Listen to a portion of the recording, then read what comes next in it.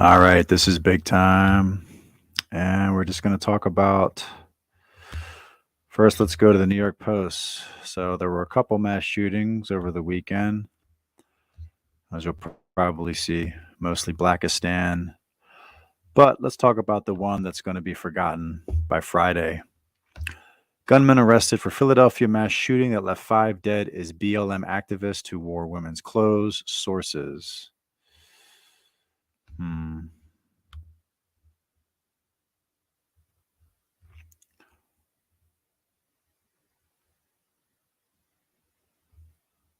The rifle wielding suspect who donned a bulletproof vest before allegedly shooting dead 5 men and injuring 2 children in Philadelphia has been identified as a Black Lives Matter supporter who shared gun toting memes on social media. Well, Kimberly Carricker, 40, was nabbed shortly after the bloodshed in the city's Kensington neighborhood Monday night, the Philadelphia Inquirer reported. Citing sources, cops haven't yet publicly disclosed the suspect's identity. On his Facebook page, Carricker posted 2 pictures of himself wearing a bra, a woman's top, and earrings, with his hair braided long in March, 3 months before the alleged shooting. He also regularly posts about supporting Black Lives Matter, including supporting workers who protested in the strike for Black Lives in July 2020. So this is the suspect.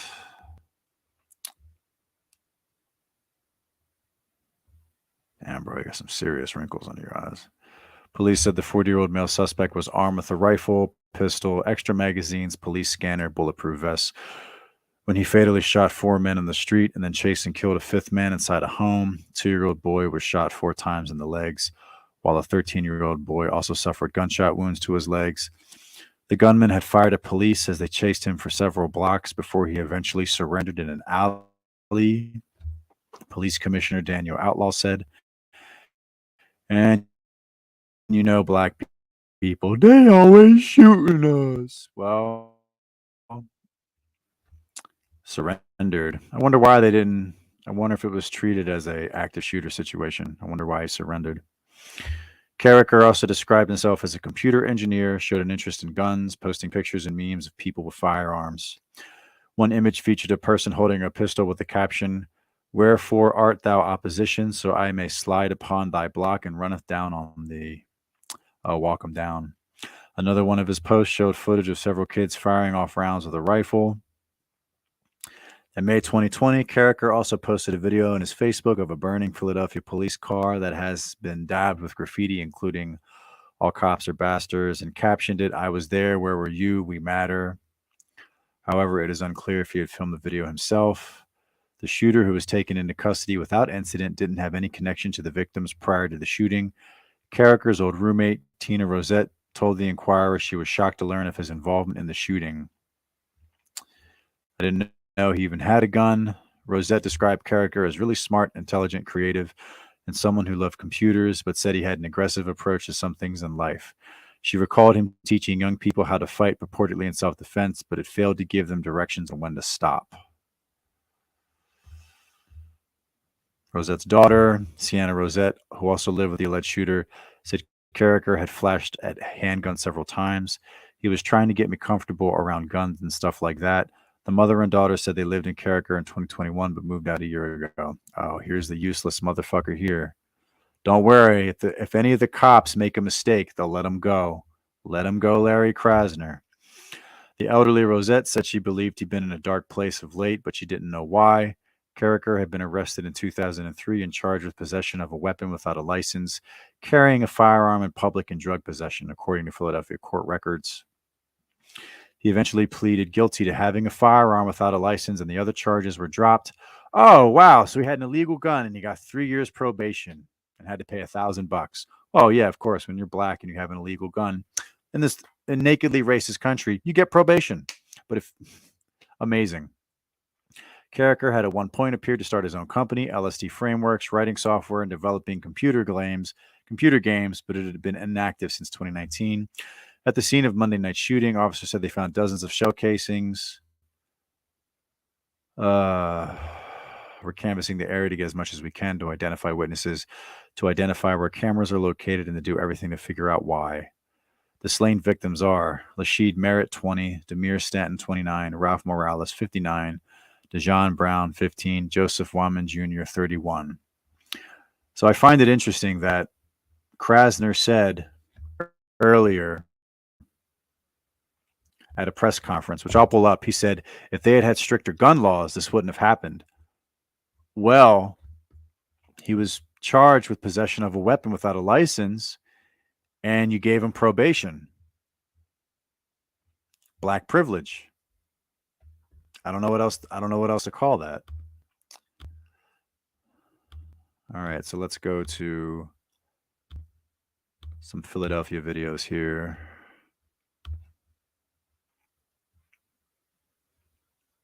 And don't worry, the Democrats are going to come out and say, we got to disarm all of you. And of course, the police will say, everything's under control. We have the situation handled now. Everyone's dead and been shot, but don't worry. Trust us.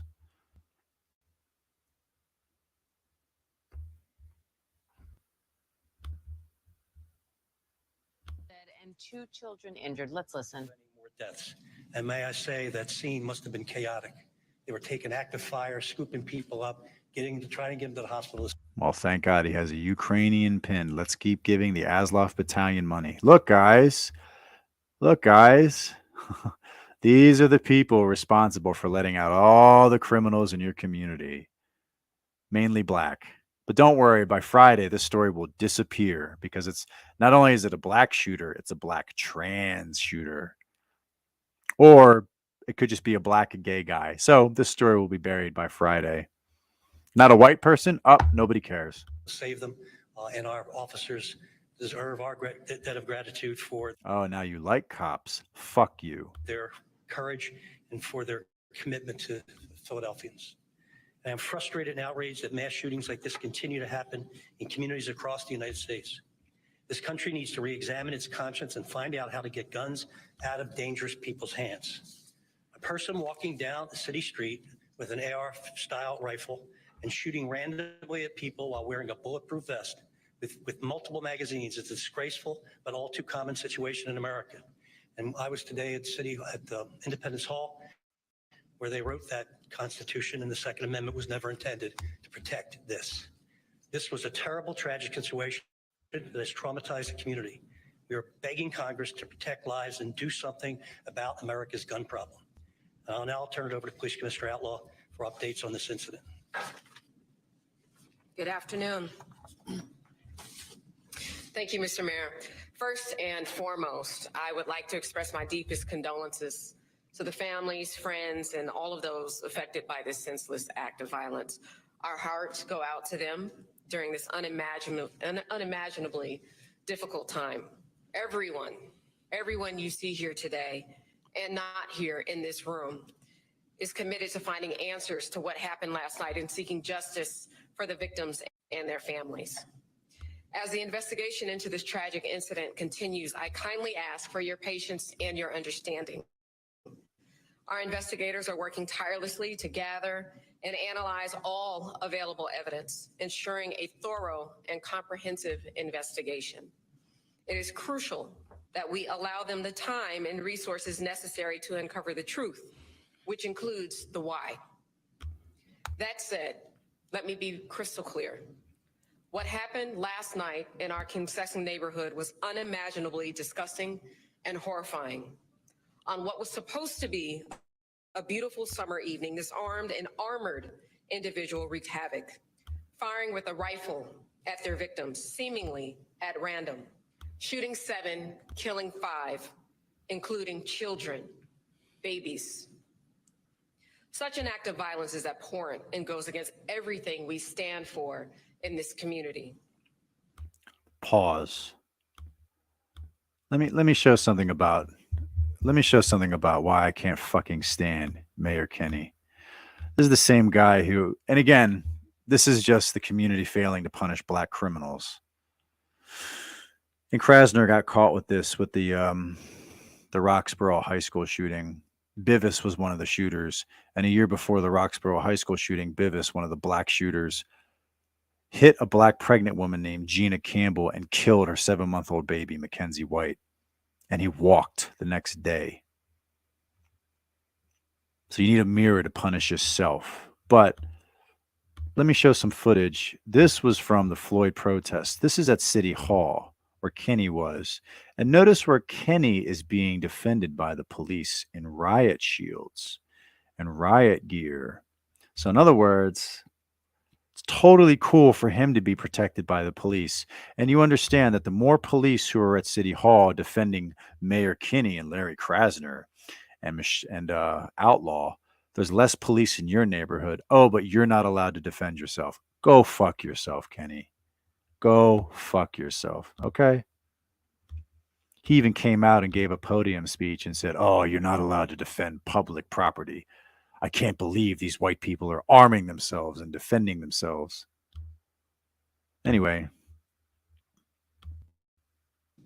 I too would like to take a moment to recognize the valor of our courageous officers, the actions of our 12th district officers and supervisors last night.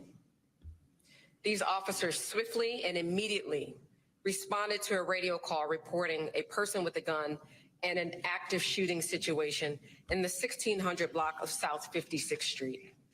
While tending to victims at that location, they heard multiple gunshots at the intersection of 56th Street and Concessing Avenue.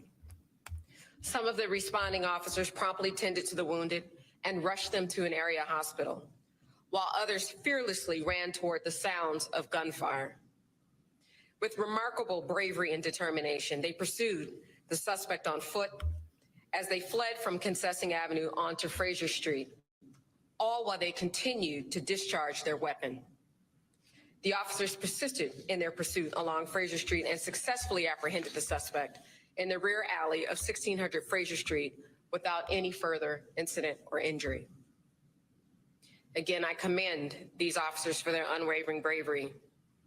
Their swift actions undoubtedly saved additional lives. Oh, so now we like cops. Remember in 2020 when we were all told cops were racist slave patrols, got to defund the police, and the cops are racist, and y'all don't understand us? Oh, now we like cops.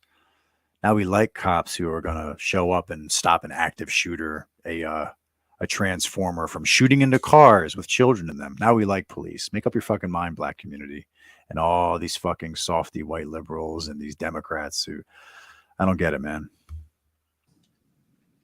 At this time, I want to emphasize that we currently have no reason to believe that there are additional suspects or an ongoing threat to the community as it relates to this incident.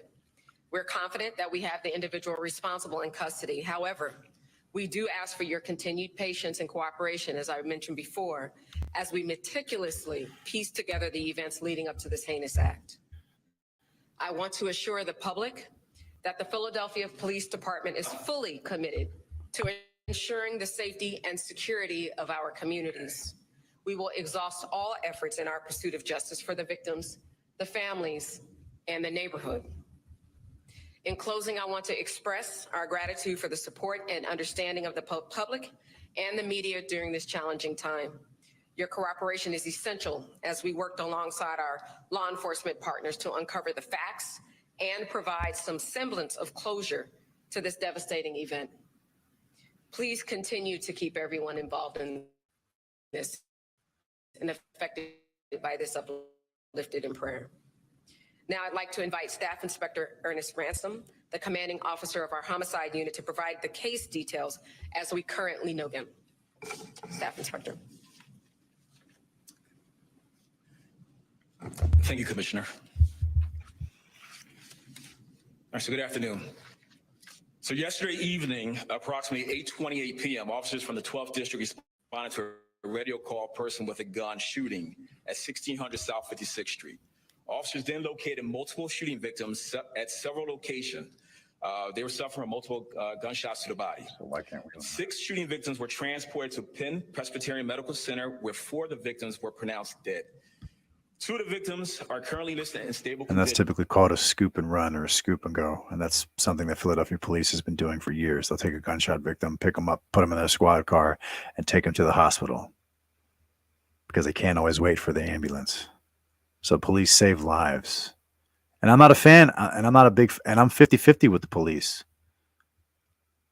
But police save lives. You know, when's the last time in the black community they put people in a car at one of these mass shootings and then take them to the hospital?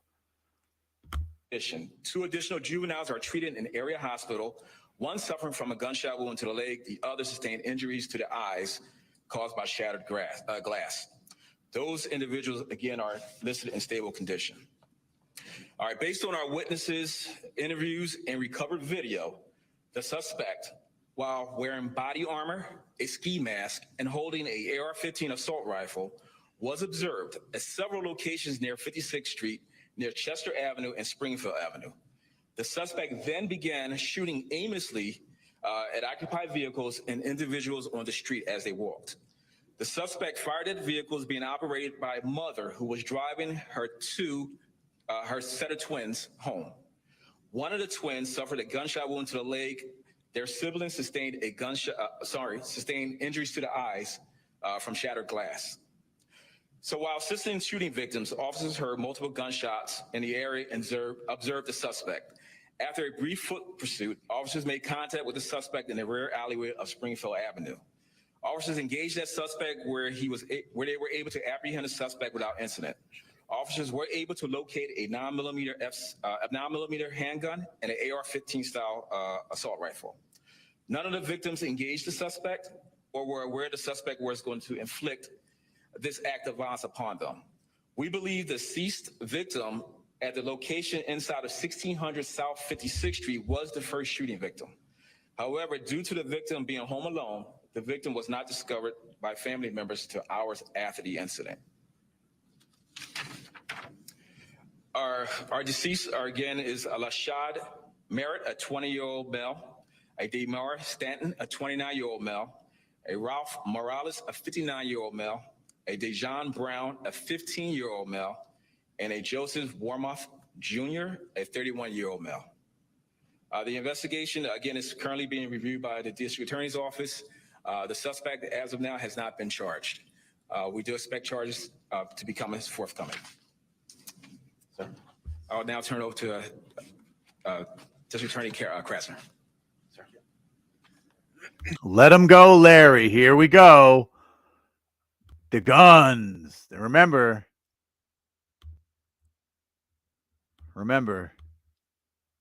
this guy got charged 2003. To say it, where does it say it? Arrested in 2003 and charged with possession of a weapon without a license, carrying a firearm in public, and drug possession.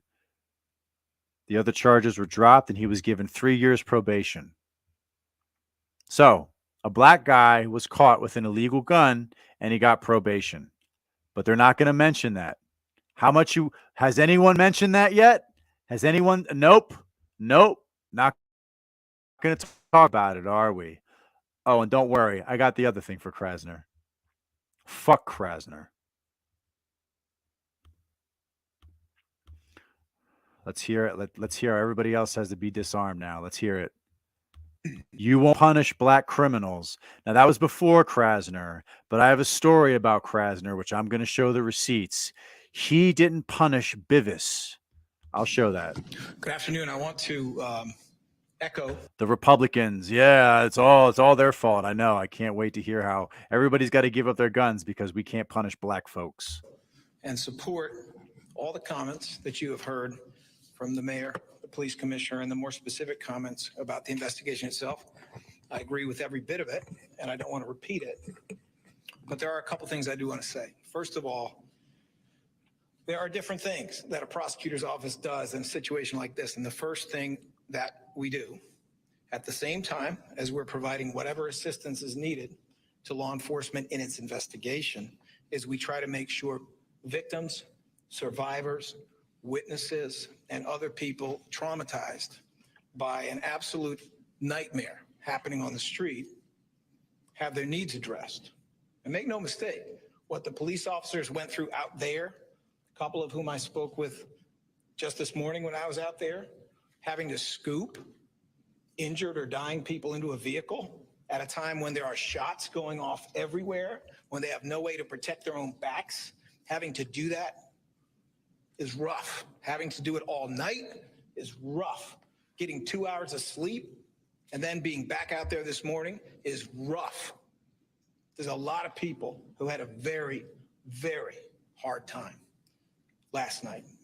But our first step is to reach out to those who have been affected. And for that reason, we are happy that there are 58 people who work in the DA's office on victim witness issues, including the grant-funded CARES team, the purpose of which is to deal with the families of homicide victims intensively for the first 45 days. All of them have been deployed, with the single exception of the 15-year-old victim who was not identified until recently. We have been in contact with every single family, trying to do whatever we can to support them, and there is so much support that they need at this phase. We will continue to work with them, but also work with the community that is deeply, deeply affected by what happened out there. I can tell you what I saw this morning. What I saw this morning on a beautiful July 4th, when the temperature wasn't too hot. This morning, there were little sprinkles, but it was otherwise a beautiful day, was completely empty streets. I saw every porch empty. I saw every door closed. I saw every curtain where there was a curtain pulled. I saw no kids playing. I saw a bicycle that had been left there from the time of the shooting, sitting on a corner untouched, apparently untouched for 12 or more hours.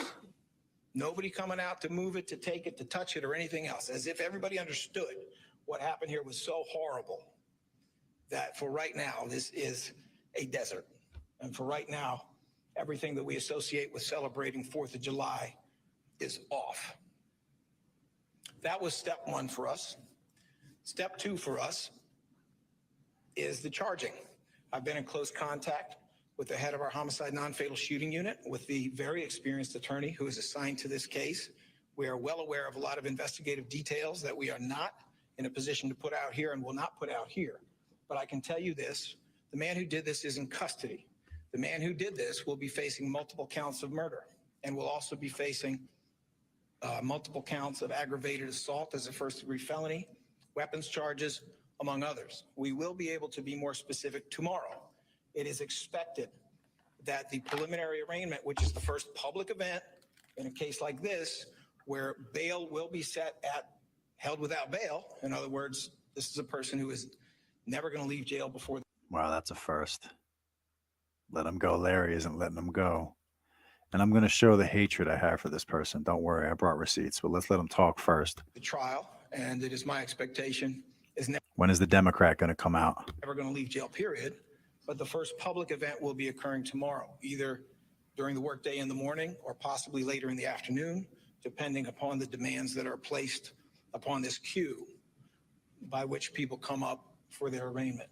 At that time, it will be possible to say more publicly, although not everything. Understand we are in a situation where some of the detectives working hardest on this did not sleep all night. And I know this because I need to have a really well-written affidavit of probable cause for the purpose here. And I am well aware that the detective who was working on that, I'll keep his name out of it, had to get some sleep. He'd been up without any kind of rest all night, and he was out there this morning again. But he needed a few hours sleep so he could write the best affidavit you can write, because that's what we need to prosecute a case properly. So phase one for us was really to reach out and try to support all those so adversely affected. Phase two is the beginning of a vigorous criminal prosecution of a truly atrocious, horrific act. It will either be prosecuted by this office or possibly by the feds. If so, they will have our complete cooperation, as they always do. And we always look forward to working with them jointly. Finally, I just want to say this. Here it is. It is disgusting, the lack of proper gun legislation that we have in the Commonwealth of Pennsylvania. I cannot agree more heartily with the mayor. It is disgusting that you can go to New Jersey and find a whole list of reasonable gun regulation that we don't have, that you can go to Delaware and there's almost as long a list of reasonable gun legislation that we don't have. Some of that legislation might have made a difference here. Stop. Full fucking stop. Fuck this guy. Fuck this guy. I already showed you the article that the shooter was charged with an illegal gun in 2003 and was given probation for 3 years. So this is all Democratic posturing. So let's bring the receipts against this motherfucker right now. Let's show you what motherfuckers like him do. Okay. So this is what happened at the Roxborough High School shooting last year.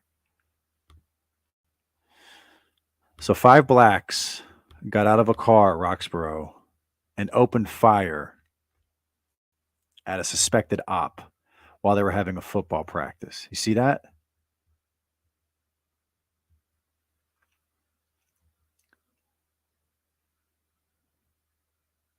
Middle of the day, open fire.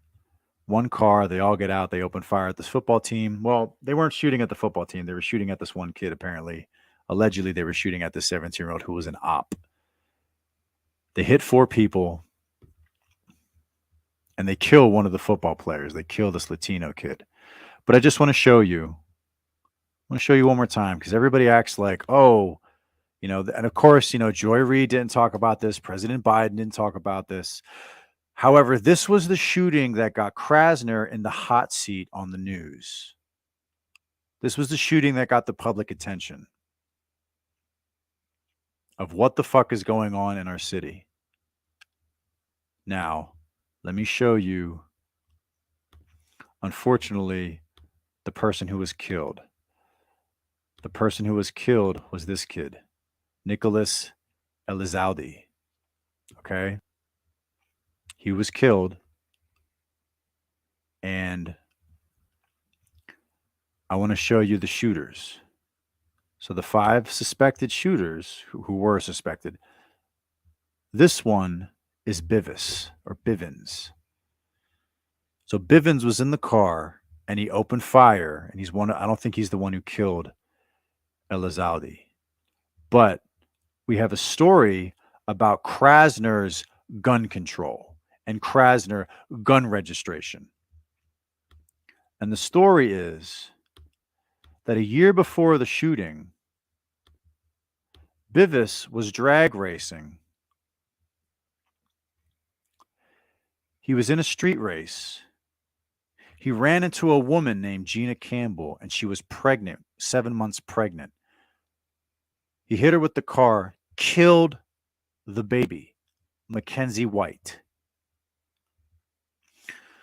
One of the Roxborough High School shooting suspects is expected to be sentenced next month. The victim is only in connection with a separate deadly incident. Gina Campbell never got to meet her unborn baby after a driver crashed into her. The crash critically injured the woman and killed her baby. Eyewitness News was there along North Broad Street back in July 2020. That's when police said a man drag racing lost control of his car and slammed into Campbell, who was 7 months pregnant. I was laying on my stomach. I felt her move, but when they turned me over, I couldn't feel her no more. It didn't feel right. That's when I knew. I'm like, yeah, she was gone. Police identified the driver in the crash as Yassine Bivens. He was later found guilty of aggravated assault by vehicle, illegal racing, and causing an accident involving death while unlicensed. But as he was awaiting sentencing, he walked out of the courthouse free on bail.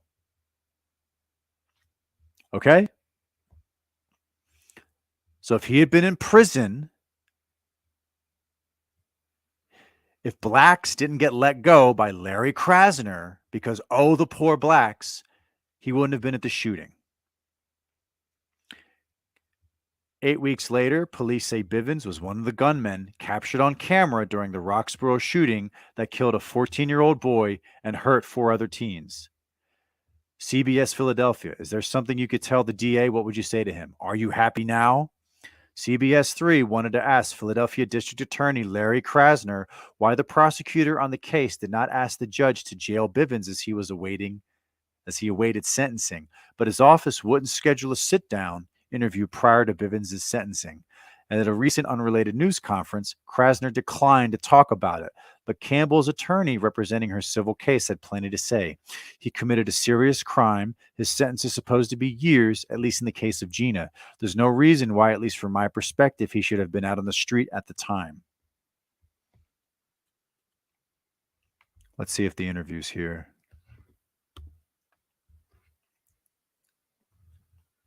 Okay, so when fucking Krasner comes out and they go, oh, gun reform, gun legislation. Yo, motherfucker, the shooter today got a gun charge. Black. Oh, sorry, we don't want to be a bump in your life of being a fucking astronaut. 3 years probation. Bivens, who was a shooter at the Roxborough High School who killed that 14-year-old kid, you let him go the next day while he was awaiting his court date. Go fuck yourself.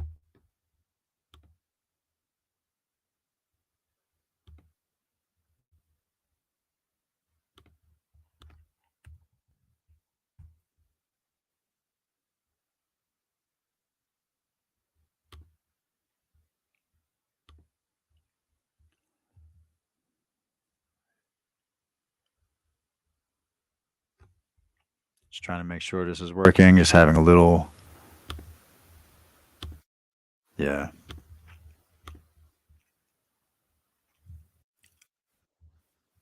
I mean, it's insane.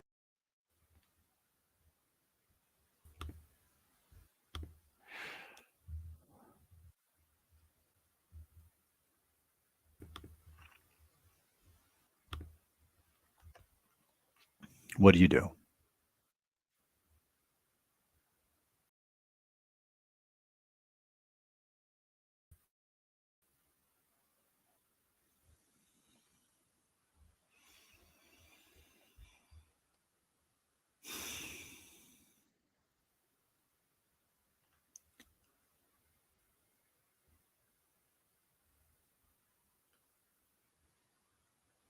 I'll hit one more.